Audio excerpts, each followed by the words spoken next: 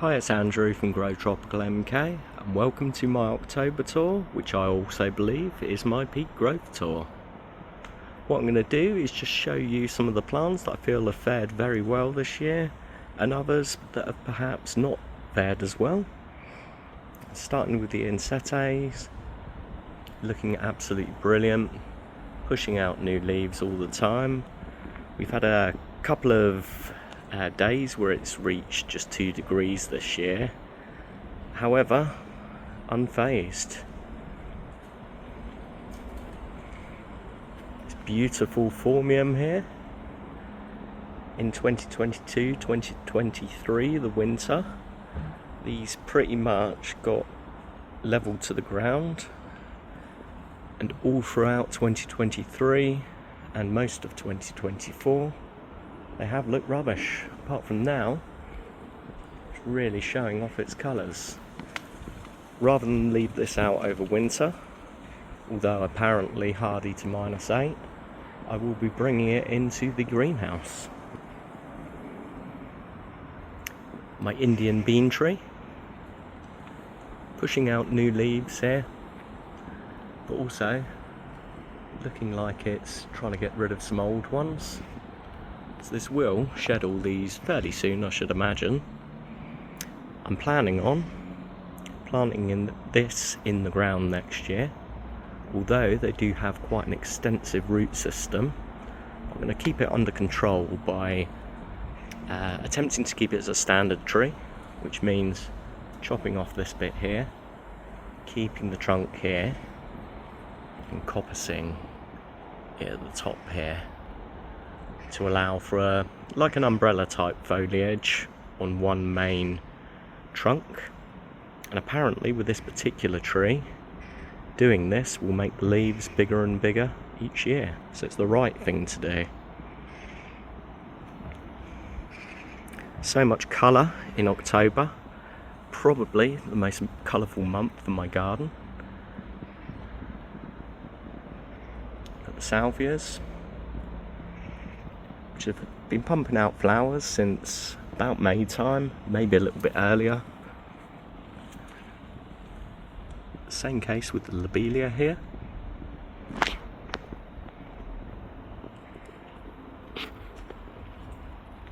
And mahonias. Sweet winter, soft caress, they're all evergreen, they're all winter flowerers. So something nice to look at in those dull months.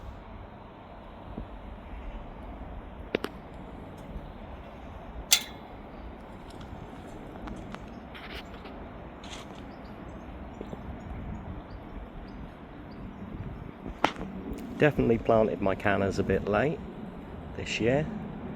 And my plan for next year is to stagger the planting.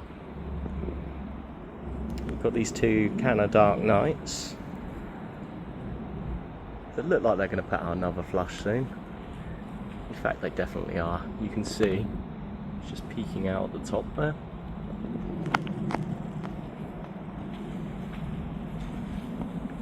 Canna Red Hot Flame. These have just opened up in the last few days. Another Ensette looking absolutely brilliant. I'll do a video on how to overwinter these. There are various methods, from bringing it in as a house plant to dry storing them.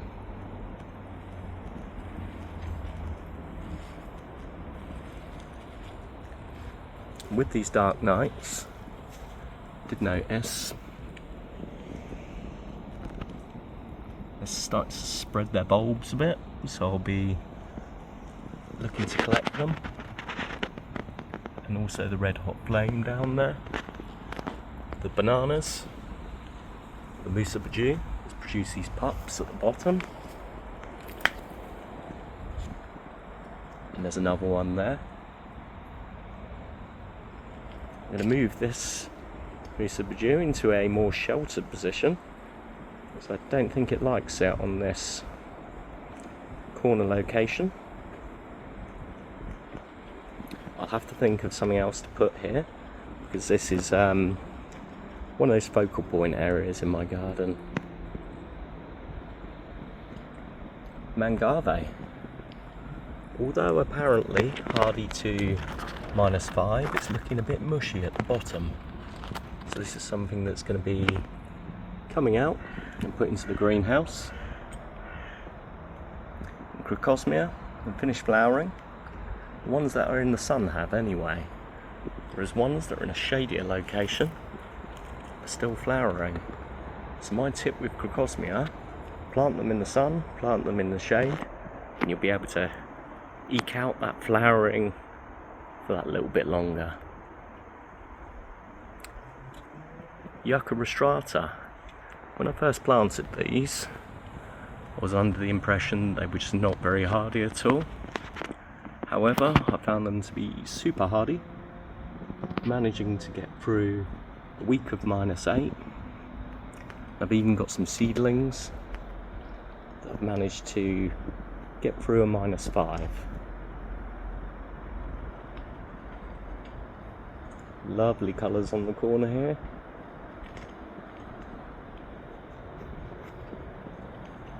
Another Canna Red Hot Flame. Osteospermum.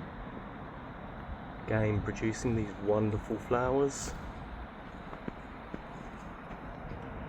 Lobelia. I can't remember the name of this. I think one name for it is called Dancing Pixie. And this flowers at this time of year. Had some fantastic colour. Be looking to see if I can spread that one about a bit.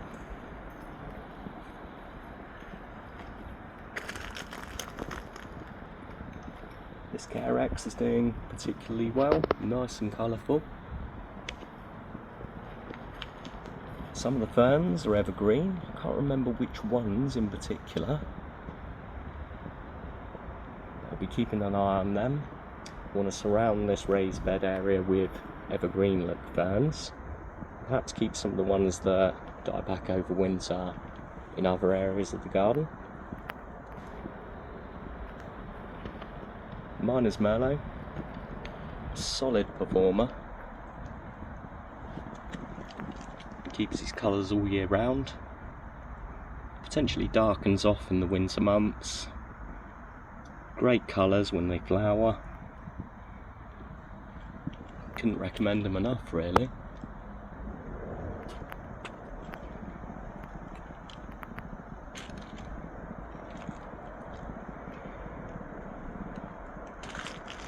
Colocasia Metallica.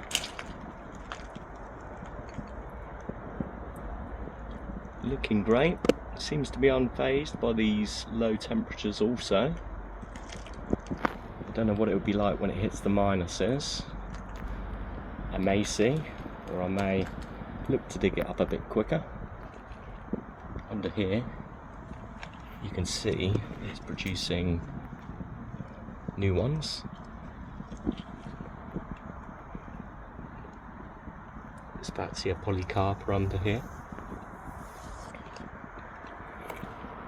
Problem with this area, this Salvia Amistad, which I'll show you around the front.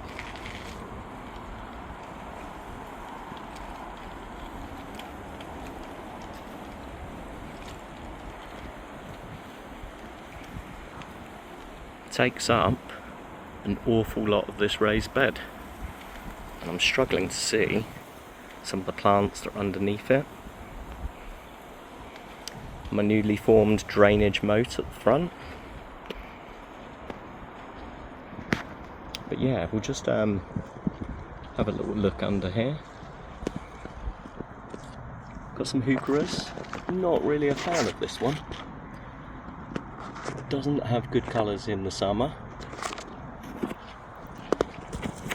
Potentially the colours are a little bit better at this time of year. Salvia Amistad, although putting on a fantastic performance, it's hiding a lot. Bicolor, I believe it is, which I plan on moving. Got another Huchera down here, which I literally haven't seen since about July. Another Yucca Rostrata. Schefflera Rhododendrifolia. This grass, which is just not visible at all.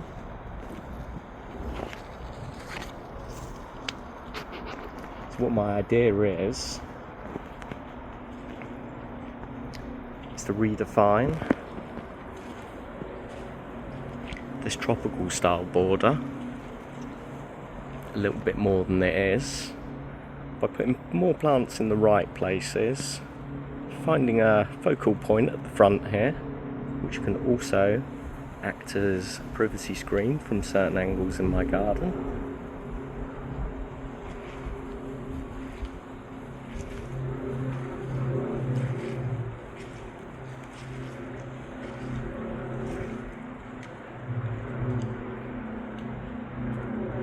See the nasturtiums still going at it. When you think they're done flowering, they just produce some more. Nice little bee on this one. Wonderful. Behind that, Tetrapanex Rex. I'd be lying if I said I'm not worried about these Tetrapanex Rex spreading, but I'm still going to leave it in the ground. Trachycarpus fortunei. Unsure whether these new fronds are going to open up before things start getting a bit too cold for them to do so. But it's in a good location, surviving well. Unlike this Schefflera Taiwaniana even, it's surviving but not thriving. It's pretty much looked like this all year. Nothing's happened, hasn't got bigger, hasn't got smaller. Some asters, the bee's back again.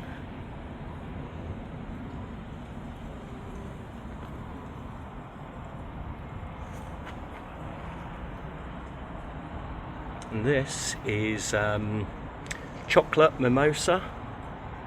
Really hates an open location.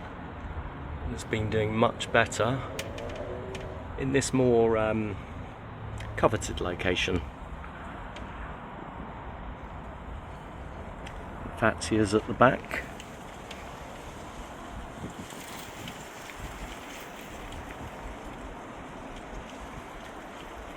And this is where a big problem comes in.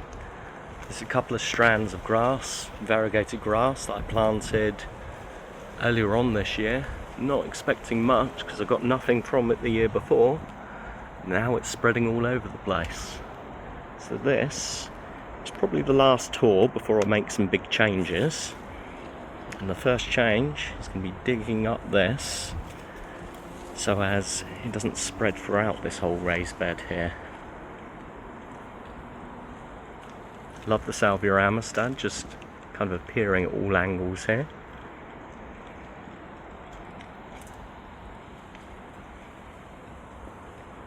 A tropical style raised bed here.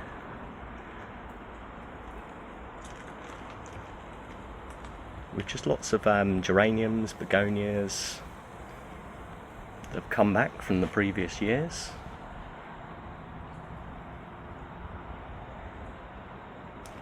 Canna Tropicana. Never got any flowers out of this last year and haven't done this year either. Not a great performer for me, but then again, maybe I planted it out too late. Tetrapanex looking amazing. It's still growing strong. One problem I do have in this section, when I put the new fence up, I had to cut away at some of the roots of this Sambucus black tower.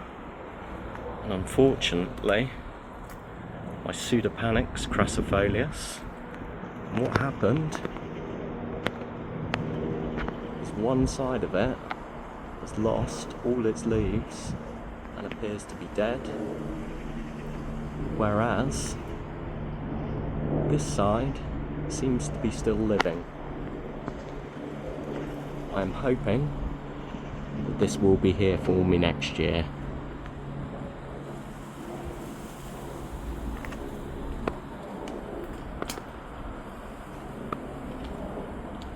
Mexican grass tree, these are hardy down to about -5. I'll be bringing that into the greenhouse if there are any problems.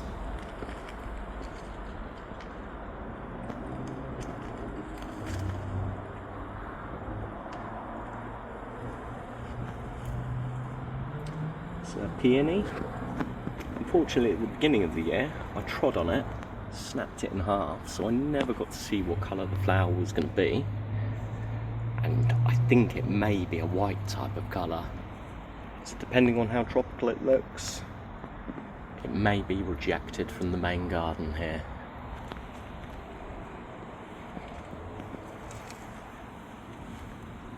Dahlias. This is literally the most flowers I've got out of dahlias this year. Nothing at all. I don't even think that'll open. It'll probably get too cold before it does. More salvias, nice pink one there. The worst performing salvia, Salvia Hot Lips. I know why. It's a shady location. They do like a bit more sun, so I'll be moving that again next year also. Trachycarpus wagneranus. Pushed up loads of new fronds this year. I'm really happy with it. The reason I've got it in the pot here is because I'm looking to find out whether it likes this location or not before I actually plant it up. I could do a great deal more work on this corner actually. Monkey puzzle trees, they are due to be going. Don't have enough room to plant them, and I feel it's unfair keeping them in a pot. As I explained in an earlier video, what I plan on doing with this area here, building that bed round to about there, potentially kind of replicating what I have at this side of the garden, and also doing some work in these areas which I just feel would look a little bit better if this Fatsia was removed for starters. This Cuba I'd like to move more back towards the fence line. You've got the Clematis Amandi at the background, which I don't see. My neighbours do, so good for them.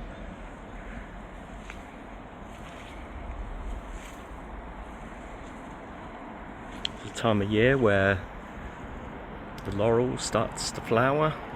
You can see some little buds forming here.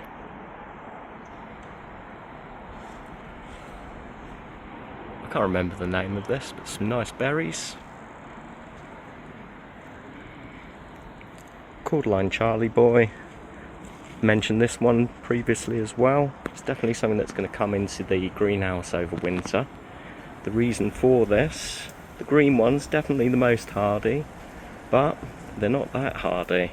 I think -8 pretty much floored every cordyline in Milton Keynes 2022 to 2023 winter, and I feel that the next hardy one is probably the red cordyline. But anything that has vivid, bright colours like these, you're looking probably at -2 degrees, and it'll also floor it.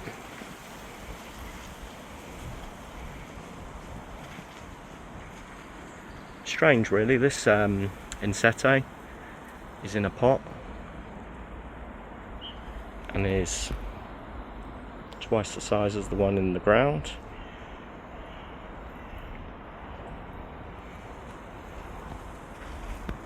Ah, my monstera, my sacrificial monstera. As you can see, the leaves are looking a bit rubbish now, but it's totally still alive. Probably has about another month and a half before I put it in the greenhouse. Really don't care for it as a house plant anymore, and more of an experiment.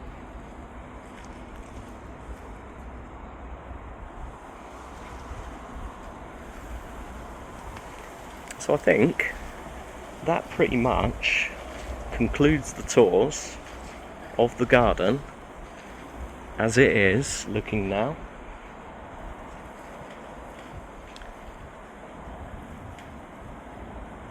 But once I've worked on a few parts, I feel that by next year it'll look totally different. Do keep following for more videos. I've got a Halloween special coming up, which I'm really excited about.